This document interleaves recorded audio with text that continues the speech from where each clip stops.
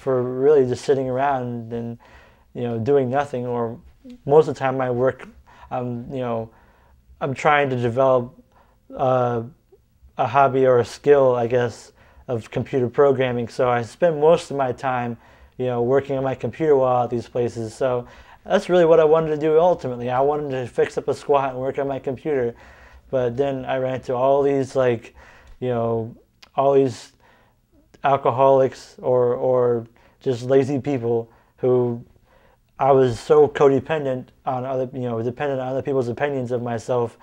I just were drawn to what they wanted to do instead of what I wanted to do. So now I have to get away from it in order to continue with this this goal of developing the skills. Yeah, skills is here too. It's just what happens when a bunch of kids live in a place for so long. It just builds up so much random history, just accidental history, I guess. Did any of your places do anything like this? Oh yeah, this is always how it works, I'd be like worried that if it wasn't like this. When Ken moved in, he was living here about a month before I moved in.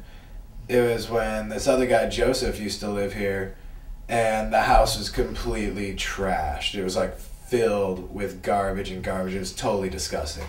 Like completely disgusting. Like nobody had taken out the garbage in like a couple years. Like the room that I'm living in now was completely filled with garbage. Like there was no windows. Like everything was totally covered up with like old blankets and like plastic shoved in the windows and like boards nailed over everything. And we make dump runs kind of regularly. Like we want to clean out the backyard. Like we're trying to make the house really, really nice. Just from the beginning, I was just like, if I can get at least 2 good years out of this house, I'll be totally happy. Spend the first 6 months totally busting ass and like fixing it up so it's really nice, and then being able to be like, oh, it's my home.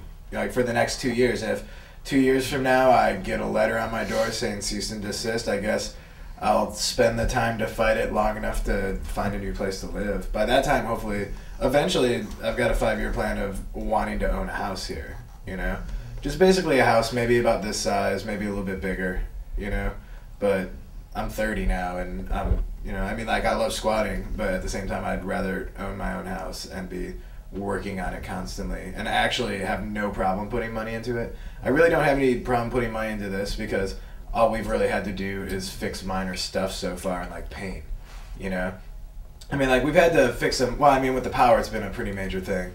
Like we had water out for a few days, but all that stuff is relatively easy to do when you know what you're doing.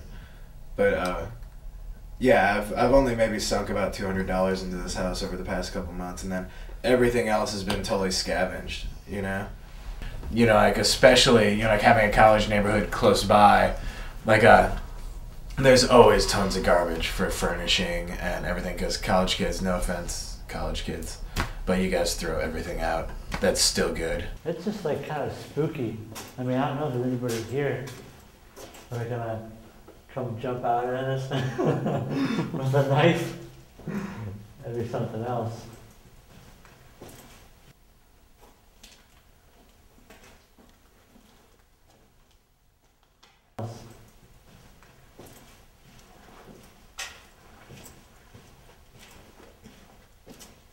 We used to do a lot of stuff. We would play around in the elevator shafts, because they had the elevator shafts, and the elevators are frozen on one floor.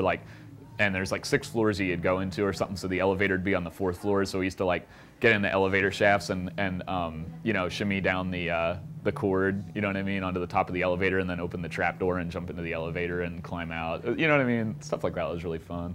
Me and my friend Brad, we would go look at potential squats and stuff a lot. We used to always say it was archaeology, because when we would go into a place that had been empty for a couple years or whatever, it was always fascinating, just because people would always leave behind photos and stuffed animals and whatever artifacts of their lives. It was always pretty interesting. And then I can only imagine too, when people went in there to refurbish that place, they found all of our stuff that we left behind. Every time I walk by what used to be Happy House, I just stand there and I'm like, oh man, I just want to go in there and see what it's like now, because I feel like I'm a part of it. I'm a part of its whole story or whatever, because I'm I imagine like, okay, what was it like before anybody ever squatted in it? What was it like right after it was abandoned? Then there was the first wave of people that lived there. Then it was empty for a couple years. Then we lived there, and now this like family lives there. You know what I mean? It's like, but none of the people really have any crossing, like, you know what I mean? It's just bizarre. It seems like you should at least be able to be like, hey, you know, I live here for a couple years. Let me tell you this, what it was like back then, you know. And the people that live there now would go, oh, that's fascinating, you know. Thanks for letting me know, you know. Really, they probably wouldn't care. They'd just be like, you know. There was those that managed to take squatting and use that as a catalyst for learning to do something else, like construction. Like I know quite a few people who paint houses or do plumbing or electrical work. I was doing electrical work for a while myself. This is you know, you jump one of these to get power. Jump one of these, you pull one of these out and jump the leads. I put it like this. I remember there being an article in Philadelphia magazine, and then they had somehow found out about one house I'd stayed at was called 9/11, and they called staying there glorified camping because you were using sternos to heat your food, you were staying in sleeping bags because it was cold out, or candles or flashlights. These are all elements of camping, and so they called it glorified camping. And at the time, like, me and my friends were offended by it, but I would kind of agree with that now because it's this is it. Oftentimes when you can't do anything about the utility issue, that's what you're left with. And really, I mean, that's the only thing that keeps you there is the roof or the walls. You know, other than that, you might as well be outside.